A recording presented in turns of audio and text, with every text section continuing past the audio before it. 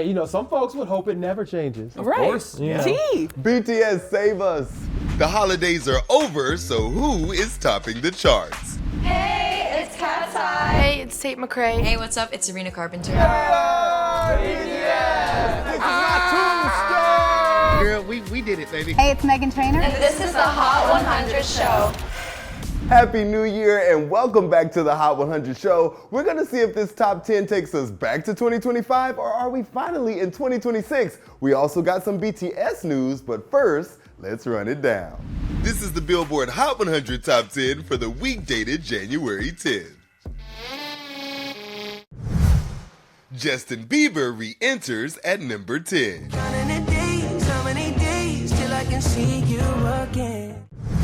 As Leon Thomas makes his comeback at 9. While Opalite climbs to 8.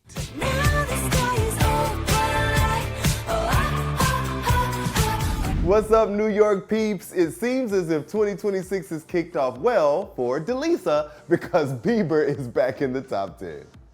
Yes. It's your man. It is my man. And I do want to say thank you to you all for supporting us. It does feel like a team win here because to see him back in the top 10, I mean, my man still got it. He really does. Never lost it, but he still got it. And I mean, first of all, can't wait to see you at Coachella. But what I wanted to say is that I thought UConn would be the Bieber song to get back in 2026 because that's what everybody's talking about.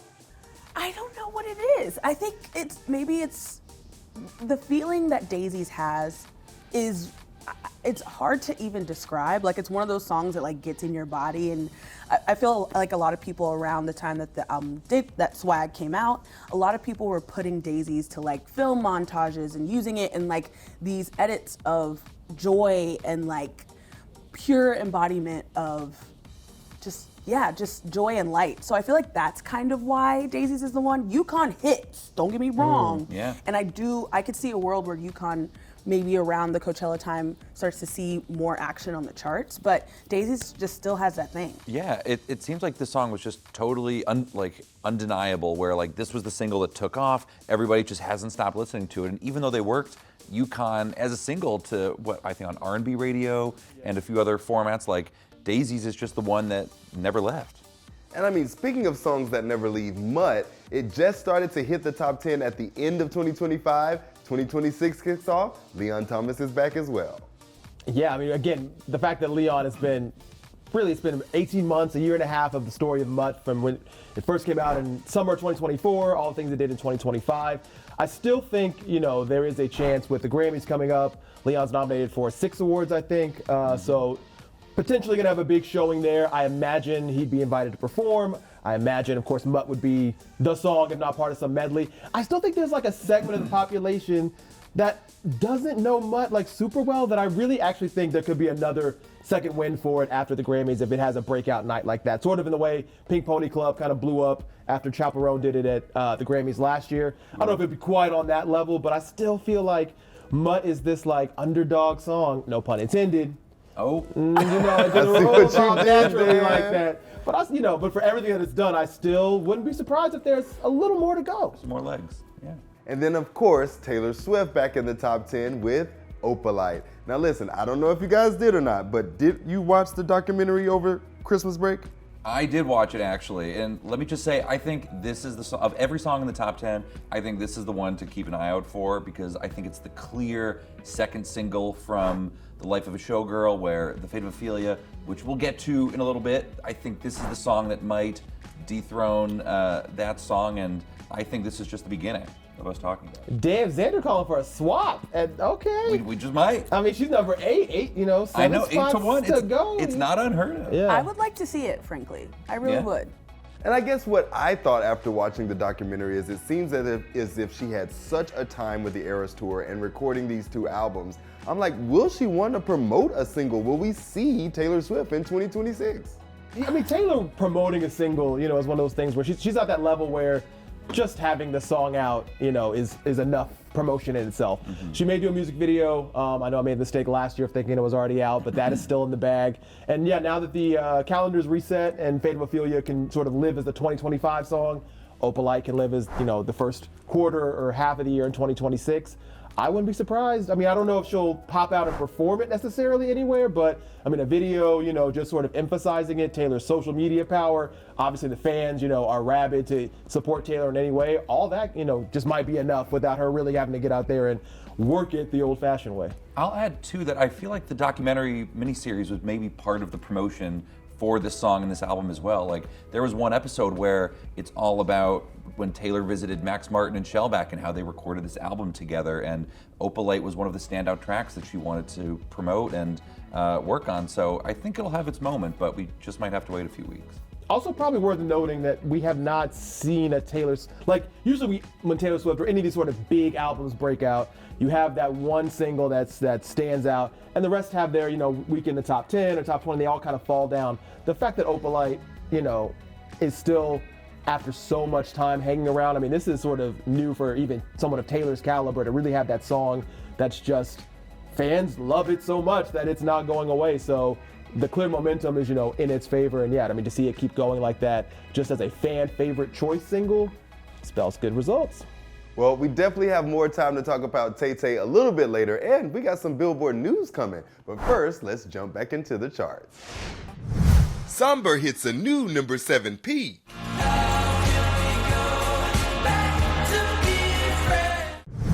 Kehlani is at a number 6 high.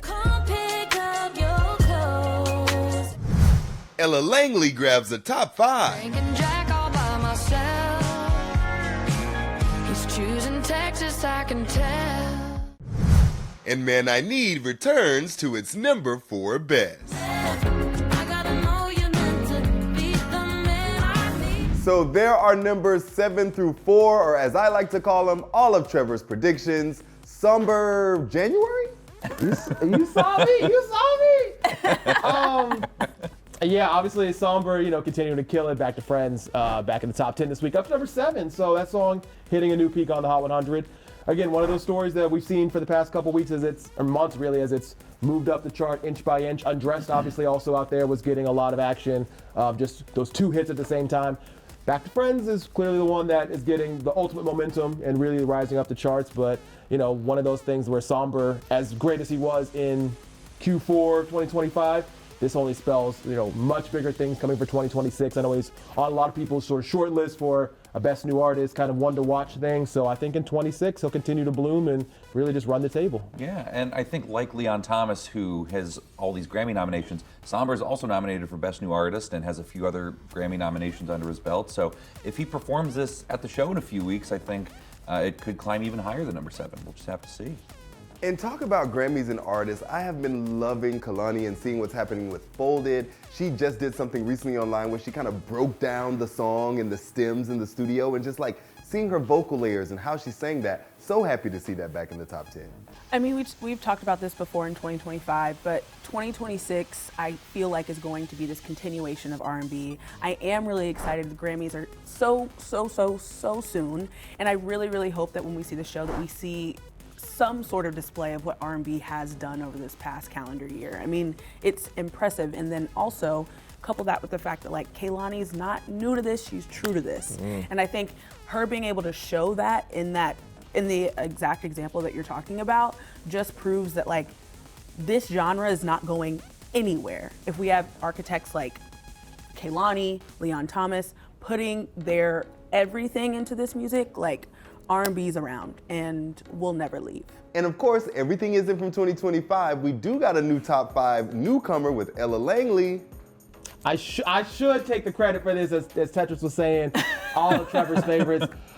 You know, I'm gonna start 2026 off, get my good karma. That really, the Ella Langley, I remember that was a Xander. I was gonna say, I favorite. think that was a me pick. Yeah. I'm pretty sure. Yeah, this was down in like number 70 something, and I was like, I don't know. I think I see good things for this song. Xander, get your credit. Yeah. Look. Where are my flowers? I'll give it. Yeah, look. I love this for her though. You know, she's had like, I first heard about her when she had that song with Riley Green called You Look Like You Love Me, which I thought was such a great duet, so much fun, and she was just a newcomer to me, and now she has this great solo moment with Choosin Texas where it's now in the top 10, and you know, I'm just so curious to see where she'll go from here. She really has like that cross sort of just cross appeal where obviously like we talked before the show about the Plug song that she's on, Hell at Night, that song getting work to rhythmic radio and sort of getting its own play out there. But it's one of those artists where if you don't like country and you're not, I'm not a country music fan, people still like her.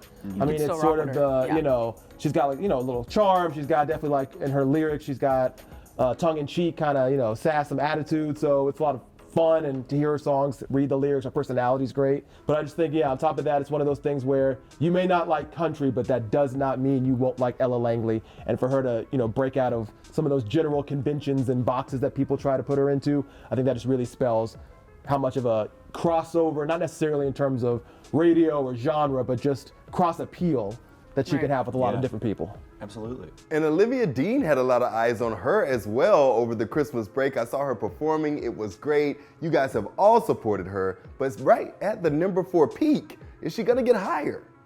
Come on. Do it. I want it so bad. I really want it so bad. It would be amazing. I mean, I don't think this song is going anywhere.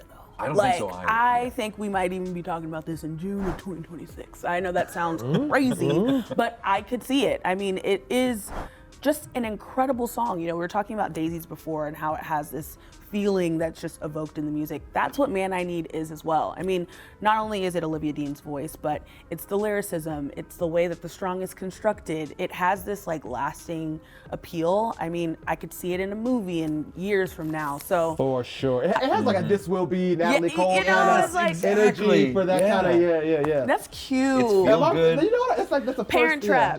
Take 2. Y'all better do something with that. Pick up the phone, Listen, I love it. But we do have some news to get to before we get to the top 3, so let's check it out. Dynamite is incoming. BTS just announced their highly anticipated comeback. The K-pop superstars announced that their 5th full-length album will arrive on March 20th. The title of the project has yet to be revealed. It's their reunion following a nearly 4-year hiatus, during which members completed South Korea's mandatory military service. And what about that tour? They will embark on a world tour in support of the album, with dates and the venues set to be announced on January 14th. BTS has 6 #1s on the Hot 100, with both Jimin and Jungkook getting one of their own. We can't wait to see where they chart next. Let's go! The boys are back March 20th with the 5th studio album. How are we going to see the boys make their comeback on the chart? Well, if history is any indication, it's gonna do pretty well, I think. They have a bunch of #1s under their belt. I don't know. I think they're going to come back with a force. Obviously, Jimin has his own #1. A few of the solo members have also been super successful on the chart in their own right. Now that they're back all together as a team, the sky might be the limit. Yeah, that's definitely one of those first days in the calendar people are circling. We don't have too much indication about what other projects might be coming out in sort of Q1 this year, but if you're, planning your album, and unless you're, Adele or somebody, you're probably gonna want to steer clear of March 20th, because that's really gonna be just the dominant conversation across music that day. So 13th, 27th might look good, but March 20th, leave that for the boys. And I guess what's interesting to me is that they announced the album and the release date, but it's like, are we gonna get the single before then, or will we get all the music on that first day like Taylor Swift? It's tough. I mean, I feel like impact-wise, it's probably like just the big meteor drop. That's what I would do. Just, March 20th, it's like, do people drop meteors? You know what, like, meteor crash. Right. No, I just love that. Meteor. Let me drop this meteor real quick. But I think, like, for impact-wise, you want that to just, land like just hard. I think if you space it out, tease it out. I want a single, though. That's what I'm saying. I need a single. But I feel like I would love like an early single just so we can have like an indication of like. Give us a taste. Like what can we expect? Are they taking a new sonic direction? Are they gonna do a throwback based on what they've done in the past? I don't know. I'd love a taste beforehand. I'm tired of the meteor. I want the taste before the meal. Thank you. I'm with Xander. I just want a little taste too of OT7 now that they're back. We're desperate. But now let's get back to the top 3. Alex Warren is back in the top 3. Ordinary, I want you laying me down to the dead and buried. HUNTR is holding down #2.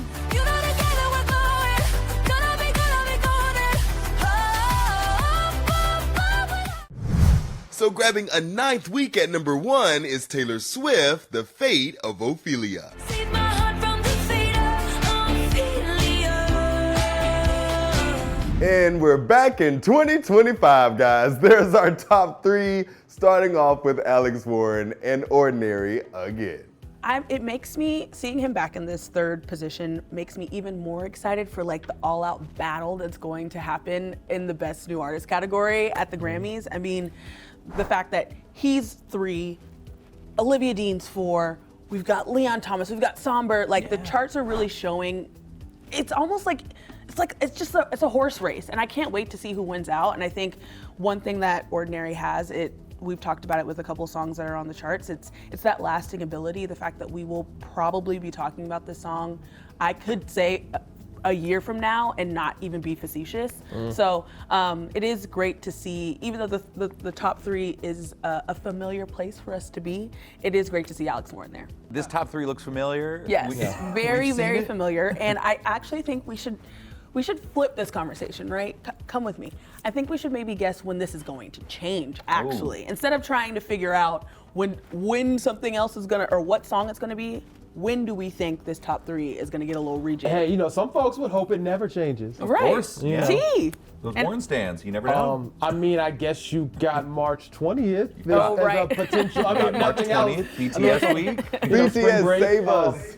There are other songs that are climbing though in the top 10. Right. We talked about Ella Langley. We Yeah. said Somber might be, and Leon Thomas. Like Xander's thinking Opalite is gonna. I think Opalite could Pop. get there. I like, would love Opalite to get that. I mean, Yeah. for the fans, come on. It's They wa- want it bad. Yeah. Give it to them. I feel like fans can get behind Opalite, but I will say I was a little more shocked with Golden because, you know, sometimes I look at Twitter and the little predictions, and people were saying Golden was maybe going to be number 1. So I was actually shocked that Golden is locked at 2 again after the holidays. That's why and all you the Golden can't trust them performances. predictions too much. Well, I mean, at some point over the Christmas break, it did happen to go above, right? Am I Yeah. the Fate Yeah, of it Ophelia? did. It did. It did. So I guess maybe their predictions were thinking, holiday's gone. We've got a little remix.